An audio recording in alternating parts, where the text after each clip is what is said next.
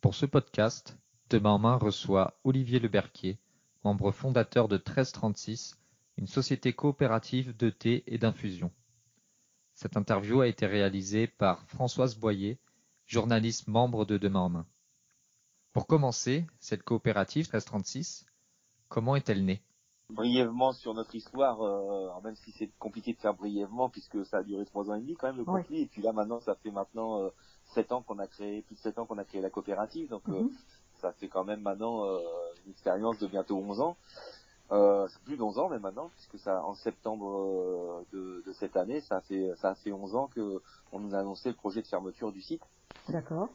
Donc l'usine appartenait à la multinationale Unilever, et on conditionnait la marque Elephant et Lipton. Déjà, il faut remonter en 98. En 98, ils ont fermé le site du Havre. On produisait essentiellement le thé noir pour Lipton et il était parfumé. Et donc ils ont proposé une mutation à l'ensemble des salariés pour venir à Marseille, grosso modo, en nous disant que l'avenir était ici et qu'on allait faire l'usine européenne de thé parfumé et d'infusion. Donc on est descendu à 52 familles ici en 98, et puis après, un peu plus de 10 ans plus tard, on vient nous expliquer que c'est plus ici que ça se passe, mais en Pologne. D'accord. Et que donc ils allaient fermer l'usine, ils souhaitaient fermer l'usine de Gévaudan. Donc du coup, on est rentré en résistance pour d'abord dans un premier temps uniquement conserver nos emplois et conserver nos emplois tout simplement. Et ensuite très rapidement, on a travaillé sur une solution alternative. Des emplois supprimés par nécessité de profit. Mais d'après Olivier, les consommateurs aussi y ont perdu. Quand même, moi j'ai plus de 30 ans chez Unilever. On a vu la dégradation à la fois de la qualité de nos produits pour uniquement faire de plus en plus de profits, vendre plus, etc. Oui.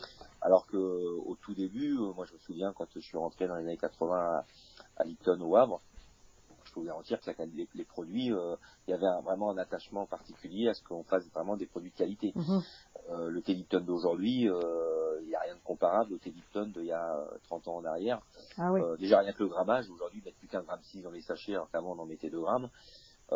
Et surtout la qualité du produit dedans, elle n'était pas contaminée par des produits chimiques. Là maintenant ils rajoutent des arômes chimiques pour pouvoir mettre moins de quantité de produits, de la qualité médiocre, et c'est l'arôme qui fait tout, quoi. Oui, d'accord. Donc du coup on a vu la dégradation des matières premières, la dégradation de ce qui allait sur notre travail et qui était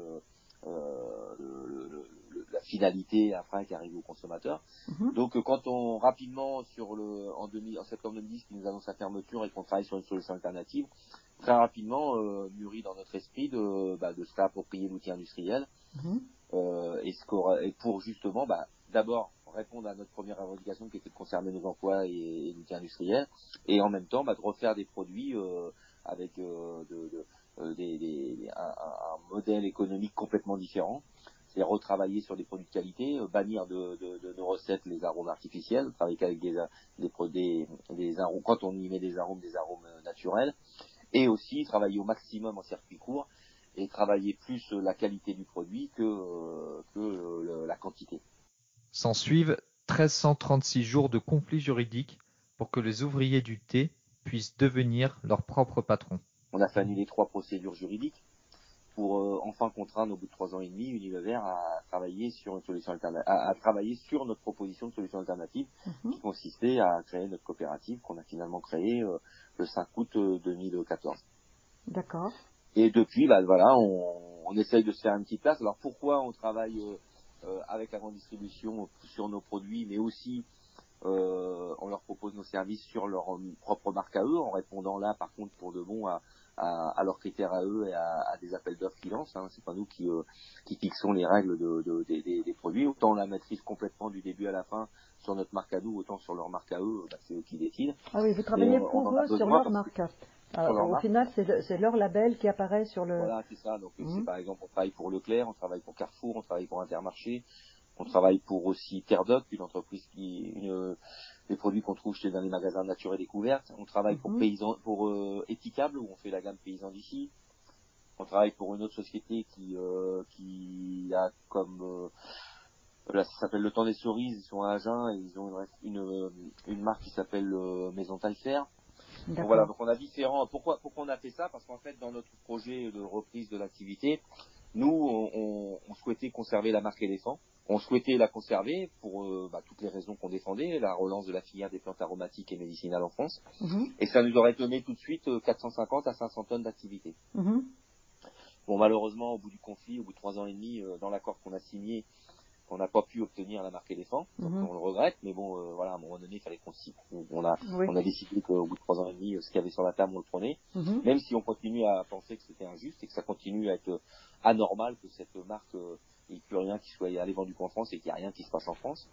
Reprendre la marque éléphant aurait permis à 1336 de livrer 400 à 500 tonnes de thé supplémentaires par an. Aujourd'hui, la marque produit 40 tonnes par an et 160 supplémentaires y sont commandés par les grandes surfaces. Alors je vous cache pas que, surtout avec la grande distribution, les marges, ça n'a rien à voir avec ce qu'on peut charger sur notre marché. Voilà, Ils tirent les prix le plus bas possible.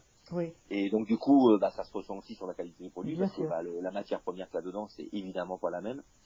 Et surtout, la marge que nous on peut faire, elle est très faible. Mais bon, par contre, on a malheureusement beaucoup besoin de ça encore aujourd'hui, puisque voilà, pour finir sur les volumes, on est dans une usine où on a produit avec Unilever au plus fort de l'activité dans les années 2000 jusqu'à 6000 tonnes de produits. Et aujourd'hui, donc voilà, aujourd'hui on est sur 210 tonnes. Vous voyez un petit peu la différence. L'objectif, il est vraiment d'avancer vite sur notre marque à nous. Et voilà, si on faisait 150 tonnes et 150 tonnes, 150 tonnes de marque distributeur et 150 tonnes sur notre marque, ça nous suffirait amplement pour à périmètre constant, c'est-à-dire avec l'effectif qu'on a aujourd'hui, les coûts fixes qu'on a.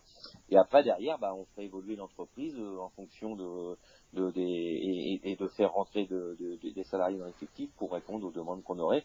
Mais encore une fois, en privilégiant la qualité des produits et les circuits les plus courts possibles et faire des produits, pas simplement faire des produits pour vendre du volume, mais faire des produits parce qu'au-delà de ce qu'on vendra, il y aura un sens à ce qu'on fait, quoi. Oui, mais je crois que vous voulez vous rapprocher aussi du secteur hôtelier pour vous permettre d'avoir des marges peut-être plus intéressantes que celles des marges, et aussi une visibilité, parce qu'en fait, le secteur hôtelier c'est pas tant parce qu'on va pas non plus vendre à perte et ne pas faire de profit dessus. Si mettons on signait un accord avec le groupe Accor, je pense que ils ont les moyens de payer les produits et avec une marge derrière. Mais c'est pas tant ça qu'on irait rechercher là-dessus. Bien sûr, on le prendra, mais c'est aussi la visibilité que ça donnera. Une personne qui va à l'hôtel et qui trouve dans sa chambre d'hôtel un sachet de thé 1336 pour le petit déjeuner, forcément après quand elle rentre à son domicile et qu'elle voit le produit dans la grande distribution, elle va l'acheter. Par contre, si dans sa chambre d'hôtel elle a vu Lipton ou elle a vu une autre marque, quand elle rentre chez elle, c'est cette marque-là qu'elle va se diriger. Donc c'est aussi cet impact-là, c'est le côté derrière l'impact, le deuxième, l'effet vraiment communication et pub que ça peut apporter. Oui, j'ai noté que vous envisagiez peut-être, si vous pouviez vous rapprocher de ce secteur, 6% de croissance supplémentaire. C'est à peu près ça qu'on cible, c'est à peu près ça qu'on cible, mais sur ça c'est sur le côté direct. Par contre, sur le côté indirect, celui-là il est difficilement chiffrable, mais je pense que ça aura une grosse importance. D'accord. Alors, vous avez parlé aussi de relocalisation de la production, parce que pour l'instant, vous avez fait appel à ce qu'on appelle des façonniers. Est-ce que vous pourriez m'expliquer un petit peu, parce que... Non, pas pour la production. La production, elle est toute faite ici. C'est la relocalisation des matières premières en France. Ah oui, d'accord. Une grande partie, malheureusement, sans problème, je peux vous expliquer le parcours on va prendre le tilleul, par exemple, par rapport à ce qu'on fait nous. Vous prenez un tilleul éléphant bio, aujourd'hui. Son parcours, il l'achète en Amérique latine à des prix autour de 4 ou 5 euros le kilo. Ils font venir ça au port d'Anvers parce que Unilever centralise toutes ses arrivées de plantes et de thé à Anvers, parce que fiscalement c'est plus intéressant pour eux de centraliser à cet endroit-là. Une fois que ça arrive ici, ça fait 600 km pour aller à l'est de l'Allemagne pour être coupé, mélangé, rajouter un petit peu d'arômes chimiques puisqu'ils travaillent avec les arômes de synthèse. Une fois que ce traitement-là est fait, ça prend la route pour aller à Katowice en Pologne pour être conditionné. Et une fois que c'est conditionné, ça vient en France pour être vendu aux consommateurs français, puisque comme je vous l'ai dit, la marque éléphant est vendue qu'en France. Donc nous, on fait un peu plus simple, on revient aux fondamentaux que quand Unilever a acheté la marque éléphant, par exemple, dans les années 70, nous, le tilleul, on l'achète directement à Buis-les-Baronnies dans la Drôme. en travaillant directement avec le syndicat des producteurs de tilleul des Baronnies. C'est traité sur place, cueilli sur place, séché sur place, coupé sur place, à la coupe infusette qu'on a besoin avec un partenaire local qu'on a là-bas. Et ensuite, ça fait 160 ou 180 km pour venir à l'usine, on conditionne et on propose aux consommateurs français. D'accord. Je pense qu'en termes de bilan carbone, il n'y a pas photo. Oui, bien sûr. Oui. On n'a surtout pas à rougir de ce qu'on fait nous par rapport à ce que fait Unilever. Le gros problème politique qu'on rencontre, mais l'exemple que je viens de vous donner, malheureusement, il est répercutable sur plein d'autres. Oui, sur plein d'autres produits, oui, d'accord. Et aussi sur plein d'autres produits de l'agroalimentaire. Les autres groupes font pareil. Mais alors, qu'est-ce que vous cherchez à relocaliser? Parce que c'est déjà très local comme production. Le problème, alors, je termine sur ça, sur le problème politique qu'on rencontre nous mais d'autres, c'est que quand l'ONU, il y a quelques années en arrière, décide de mettre un panel de réflexion sur le développement durable sur les 10 prochaines années, ils mettent autour de la table des chefs d'État, différents acteurs de la société, notamment des dirigeants d'entreprises. Ils sont pas venus chercher le président de Scopti, ou alors j'ai loupé l'appel, mais ils ont été chercher le président d'Unilever. Ouais. Donc je pense, en toute modestie, je pense que sur cet aspect-là du développement durable sur la planète, j'ai beaucoup plus à apporter dans la réflexion que ce personnage. Bien sûr. Mais malheureusement, comme on sait que même y compris ces institutions-là comme l'ONU, ce qui prime c'est le profit, et ils vont travailler avec ce genre d'individus. Donc ça c'est pour finir là-dessus. Après, pourquoi je vous dis on veut travailler là-dessus, c'est que les grands groupes comme Unilever, mais les autres ont fait pareil, ayant massacré la filière des plantes aromatiques en France. Quand ils sont au plus fort de l'activité, quand ils achètent l'éléphant dans les années 70, là, je vais reprendre mon exemple sur le tilleul. Oui. La cueillette du tilleul en France, c'est autour de 450 à 500 tonnes annuelles, essentiellement sur 3 régions, Rhône-Alpes, PACA et sud-ouest de la France. Un peu d'autres régions aussi, parce que le tilleul pousse dans plusieurs régions en France, mais c'est les 3 régions principales. Aujourd'hui, c'est plus que 10 à 15 tonnes. Voilà, non pas que les tilleuls sont plus là, ils sont là, ils sont présents, il suffit de se promener dans la Drôme provençale, vous les verrez. Mais les producteurs ne se mettent plus à l'œuvre pour collecter, puisqu'ils n'ont pas les débouchés derrière. Oui. Les gros acheteurs comme Unilever vont l'acheter en Amérique latine, comme je vous l'ai dit tout à l'heure. Oui, c'est Donc ça. nous, modestement, notre contribution à ça, c'est d'essayer de relancer cette filière-là. Oui. Et notamment, par exemple, c'est pour ça que finalement, on a créé une SCOP. Une SCOP, c'est une société coopérative de production, une entreprise dont les employés sont des associés au niveau de la gestion et des bénéfices. Une gouvernance démocratique au sein de l'entreprise, un vrai bijou de l'économie sociale et solidaire. Mais dans notre solution alternative, on était sur la possibilité de créer une SKIC. Une SKIC, c'est l'équivalent d'une SCOP, mais avec des intérêts collectifs.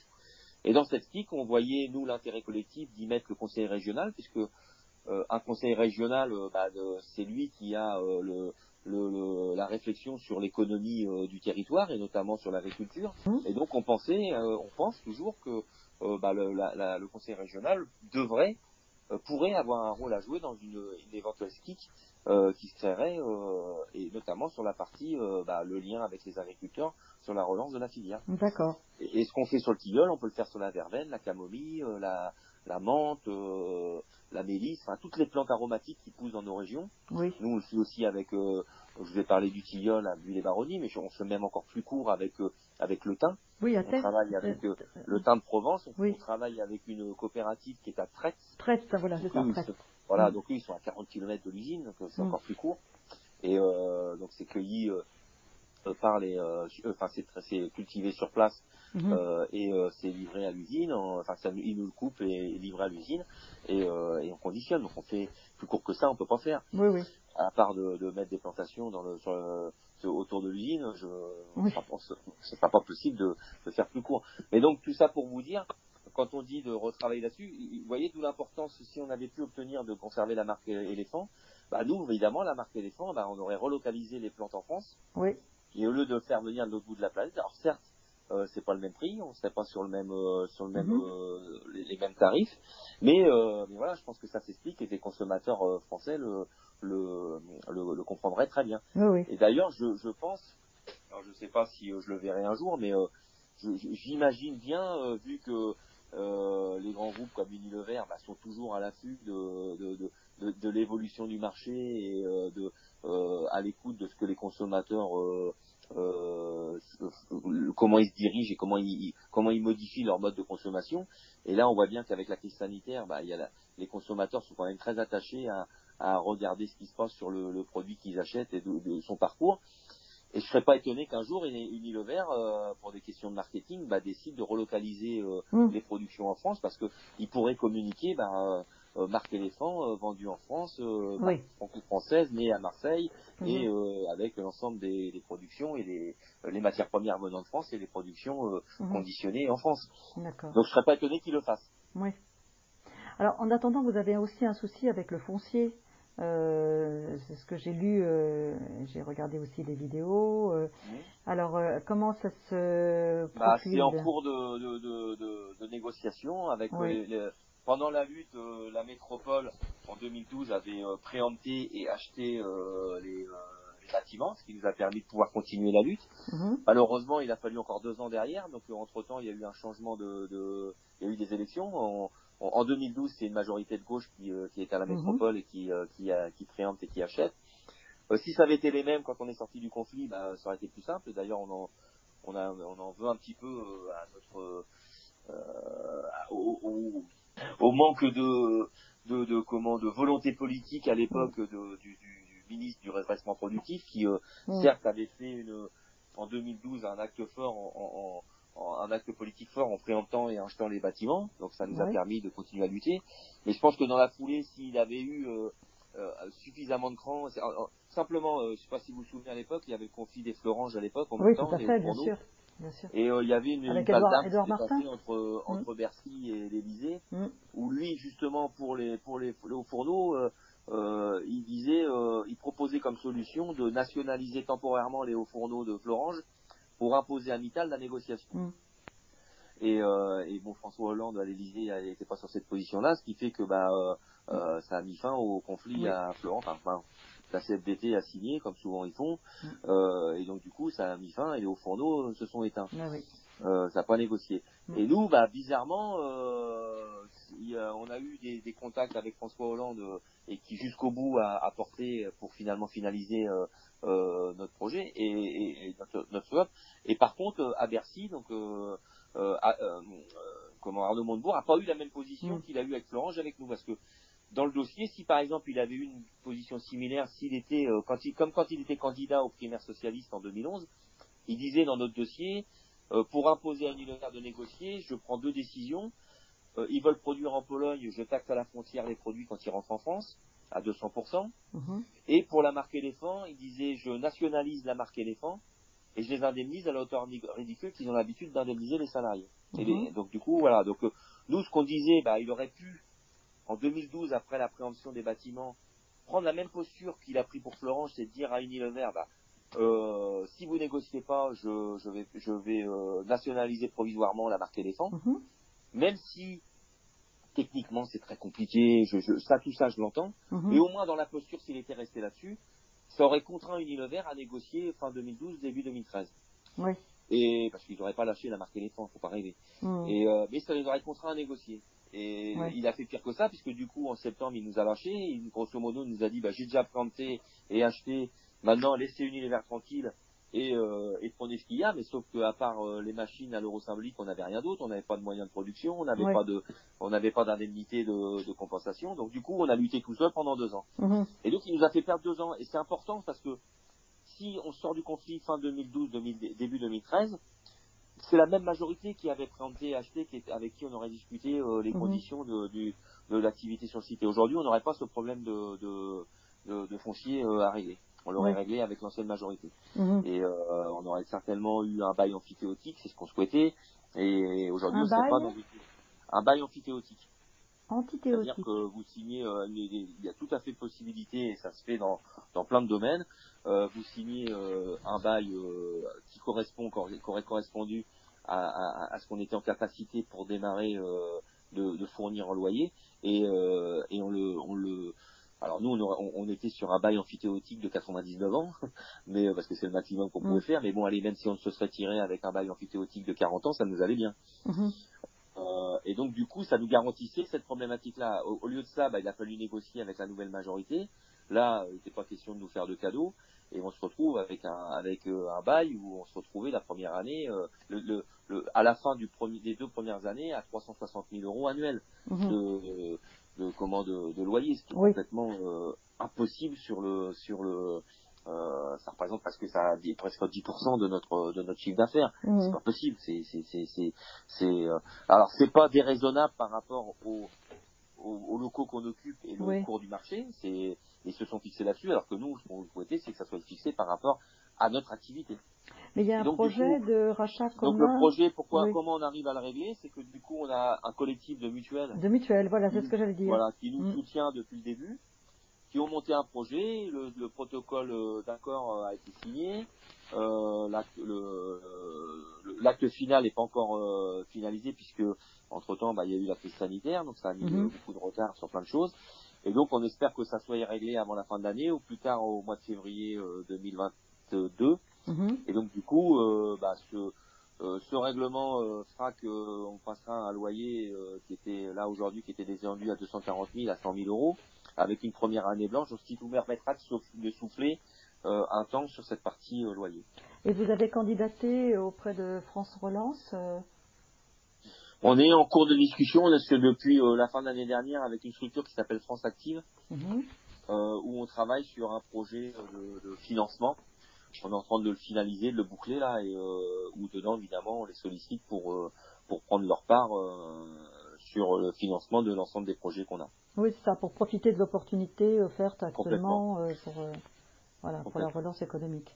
D'accord, très bien. Et puis j'ai vu aussi il y avait un court-métrage vous concernant qui était programmé et peut-être ça date peut-être de quelques mois. J'ai vu dans une vidéo qu'il y avait il devait y avoir le dernier en date qui n'a pas encore été passé, c'est un reportage qui avait été fait sur nous par M6. Oui. Mais je pense qu'il a un peu du plomb dans l'aile parce que c'était en début d'année. C'était une nouvelle forme de reportage qu'il donnait aux journalistes fait avec un téléphone, enfin un truc un peu particulier, un truc de quand même entre 4 et 6 minutes, je crois. Oui. C'était pas mal. Mais bon, le truc était bouclé. Le journaliste, à chaque fois que je l'ai relancé, il me disait qu'on lui a demandé de réadapter, donc que ça rentre plus dans les codes. C'était la première fois qu'il faisait un tournage comme ça. Et depuis, pour le moment, à chaque fois que je le sollicite, il me dit que c'est toujours dans les tuyaux, mais bon, c'est pas. Mais voilà. en fait, c'est pas la première fois qu'ils nous font le coup. Ils nous ont déjà fait le coup pendant la lutte où on a 2 jeunes filles qui ont travaillé sur nous en immersion pendant presque 2 mois et le reportage il n'est jamais sorti. Parce que moi, je faisais plutôt allusion au film Le Goût de l'espoir. Ah non, lui, il est sorti. Voilà, c'est ça. Voilà. Là, ça c'est un film qui a été fait par une anthropologue allemande qui travaille à l'université de Berne, oui, c'est ça. qui a fait un travail sur nous. Alors au départ, elle était partie pour faire, donc elle a défendu une thèse là-dessus, et donc elle était partie pour faire une thèse sur l'économie de l'espoir.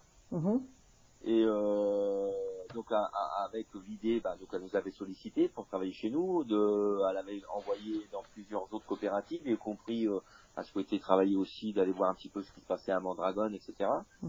Donc beaucoup de structures dans l'autogestion. Puis finalement, comme elle a commencé par nous et elle a bien reçu, je pense, et elle s'est trouvée bien.